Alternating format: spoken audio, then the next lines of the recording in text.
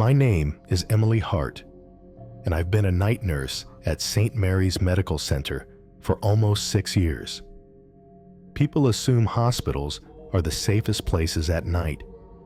Bright lights, security, constant motion. But they're wrong. There's something different about a hospital after midnight. The air feels heavier, the hallways stretch longer, and the silence isn't empty. It was a Thursday in late November. The kind of night where fog pressed against the windows and the heating system groaned through the walls. My floor was quiet. Just 3 patients, all stable, all sleeping. At 2:58 a.m., the intercom shattered the silence. Code blue, room 309. My stomach twisted. Room 309 was supposed to be empty, closed for ceiling repairs after a water leak 2 weeks prior. I'd walked past it a dozen times that shift. The door had been locked, the lights off. But protocol is protocol. I ran. The door was cracked open. Cold air drifted out, carrying a smell I couldn't place. Metallic, stale, wrong. The lights inside flickered like something was draining the power. I pushed the door wider. The room looked untouched. The bed was perfectly made. Hospital corners crisp. Equipment stood in the corner, unplugged. But the cardiac monitor was on, its screen glowing green in the darkness, showing a flat line, a steady electronic scream. There was no patient, no IV, no reason for that monitor to even be powered. That's when I heard it. Faint, wet breathing. Rhythmic, deliberate, coming from behind the privacy curtain. My hand trembled as I reached for the fabric. I pulled it aside slowly. Nothing. But the pillow on the bed had a fresh indentation. Deep. Like someone had just been lying there. And it was still warm. That's when I noticed them. Wet footprints leading out of the room. Not water. Not mud. Dark red. Fresh. They led down the hallway, glistening under the fluorescent lights. I followed them, my breath shallow, my legs moving on autopilot. The prints stopped directly beneath a ceiling vent. Then I heard it. Scraping. Metal on metal. Slow. Methodical. Like something crawling through the ductwork. I froze. A drop of warm liquid hit my forearm. I looked down. Red. Then another drop. And another. I looked up.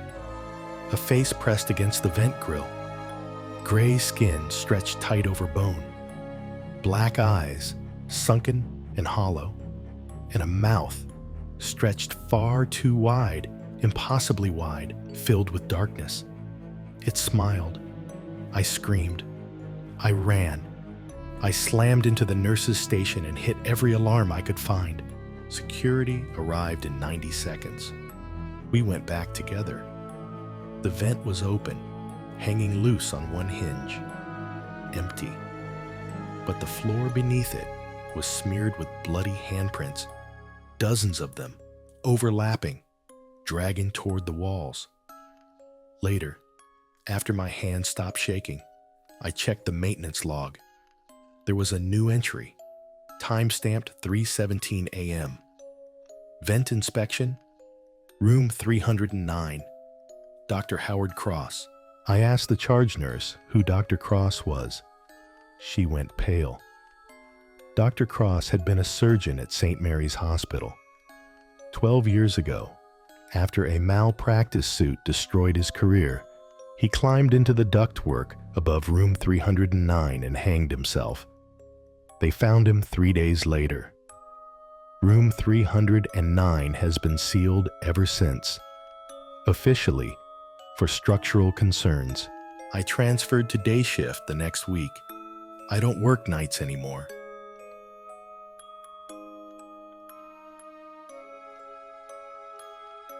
My name is Liam Foster, and I'm a respiratory therapist at Mercy Ridge Hospital.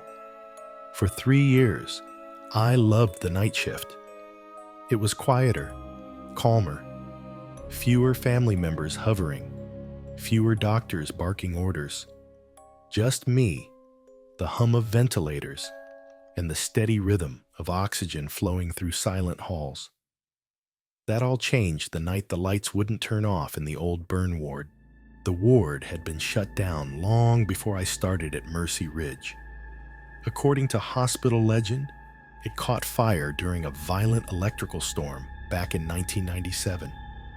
Lightning struck the transformer, and the entire wing went up in flames. 7 patients died, trapped in their beds, unable to move, unable to scream loud enough. The wing was rebuilt, modern, sterile, safe. But that original corridor, the one where it happened, stayed sealed, officially for structural concerns. Unofficially, nobody wanted to go near it. It was a Tuesday in early March. Around 1:30 a.m., I was doing my routine oxygen checks on the 3rd floor when my tablet buzzed. Motion sensors had tripped in the burn unit hallway. I stared at the alert. That was impossible. The burn unit was locked from both sides. No keycard access except for maintenance and security. And maintenance didn't work nights. Security radioed me. "Foster, you're already on 3. Can you swing by and check it out?" Probably just a glitch. I hesitated, but protocol is protocol. I went. When I reached the frosted glass door, I stopped cold. The hallway light inside was on, flickering faintly, casting warped shadows through the glass. I could see the glow pulsing, like something was breathing behind it. I swiped my keycard. The lock released with a sharp metallic click that echoed too loudly in the silence.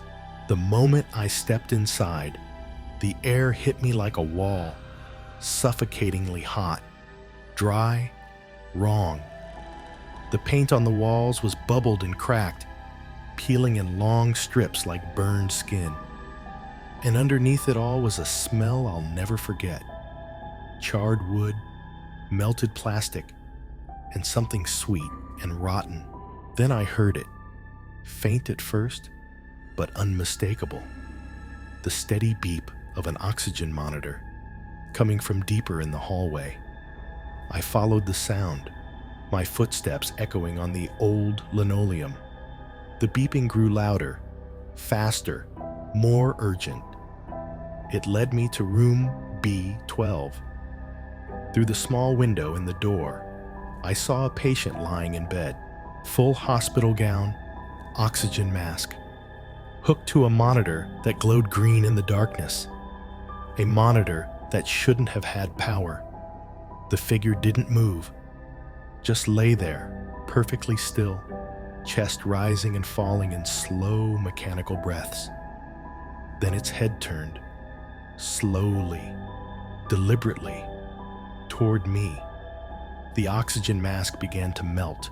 The plastic dripped down like wax, revealing blistered, blackened skin underneath. The face was charred beyond recognition, and the eyes were gone. Just empty sockets, leaking thin trails of smoke. The monitor flatlined, one long, piercing scream.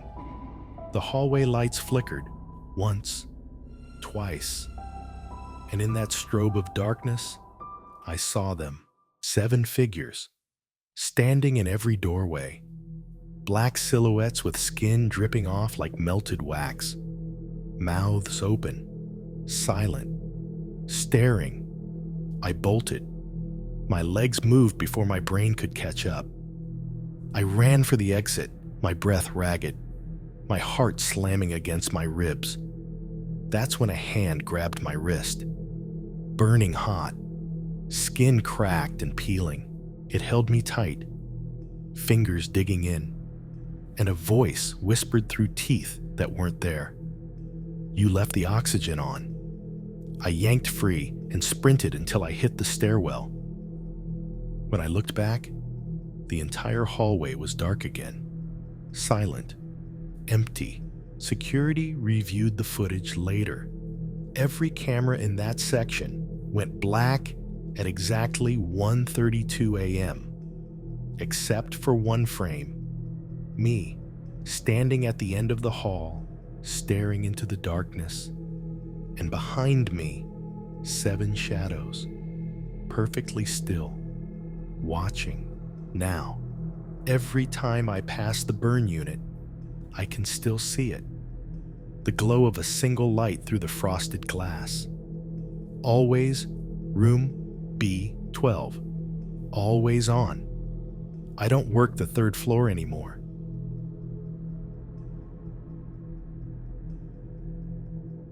I work nights as a security guard at Brookhaven Medical Center. Most of my job is walking empty hallways, checking doors, and pretending not to hear the things I can't explain.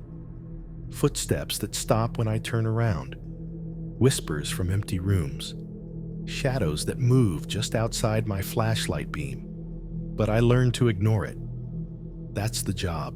You get used to the creaks, the hums, the feeling of being watched. You tell yourself it's old pipes, air vents, exhaustion, until the night I got assigned to monitor the basement level. That's where the morgue is. That's where everything went wrong. It was just past 3 a.m., the dead hour, we call it, when I noticed something on my security panel. The elevator to the morgue was moving, descending from the main floor to the basement. No one had called it. I checked the cameras. Every floor was empty. No patients wandering. No staff. Nothing. The elevator reached the basement, stopped, and stayed there. Doors open, waiting. Then my radio crackled with static, sharp and grating. A voice came through, deep, distorted, barely human. Delivery for processing. My stomach dropped. We don't have deliveries at 3 a.m. ever. I switched to camera 9, the morgue entrance. The feed was dark, grainy, but I could see the faint reflection of the elevator doors standing open.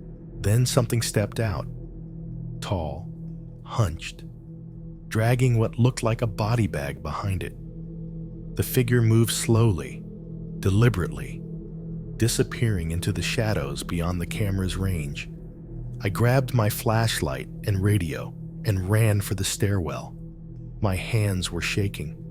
My breath came in short bursts.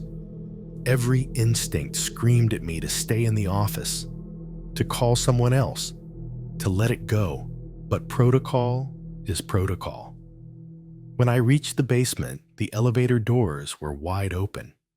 No one inside. Just wet tracks leading down the hallway toward the morgue double doors.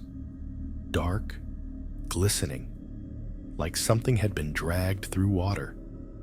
I followed them slowly, my flashlight cutting through the dim hallway.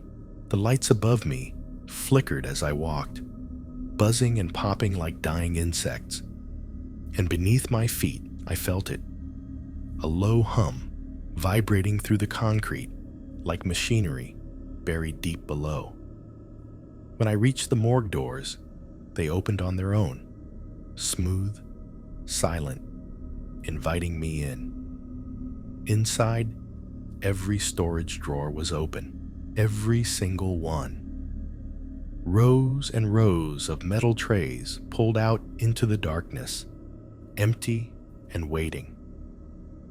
The smell hit me first, cold metal, decay, and formaldehyde. Sharp, suffocating. Then the lights shut off. Complete darkness. In the silence, I heard them, the metal trays sliding, one by one, slow, deliberate, like something was checking each drawer. Then a whisper, close to my ear. Tag number 41, missing. Something brushed past my leg. Cold, solid, real. I shined my flashlight down. There, on the floor, was a toe tag. The name was smeared, unreadable, but the date was clear. Tonight's date. That's when my radio burst to life again. The same distorted voice, louder this time, angrier. Return what you took. I turned to leave, my heart slamming against my ribs. But the elevator at the end of the hall had already opened again. Inside stood a man in a lab coat, soaked, pale, eyes completely black. No whites, no pupils, just endless voids. He was holding an open body bag, empty, waiting. He smiled, slowly, too wide, and pointed directly at me. The light snapped back on. Everything was normal. Drawers closed. Hallway empty. Elevator gone. I ran back to the security office, locked the door, and pulled up the logs. I had to know what tag number 41 was. When I found it, my blood turned to ice. Tag number 41 was listed as my own employee ID. I quit 2 days later, gave no notice, just walked out and never looked back. But sometimes, when I'm home alone late at night, my doorbell buzzes. Once, long and low. The exact same tone the morgue elevator makes when it reaches the bottom floor. And every time it happens, I check my wrist. The bruise is still there. Cold, dark, shaped like fingers.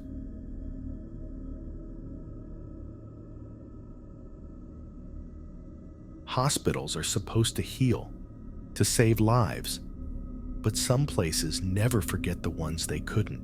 And for those of us who work the night shift, we've learned something that isn't in any medical textbook. The dead don't always leave quietly.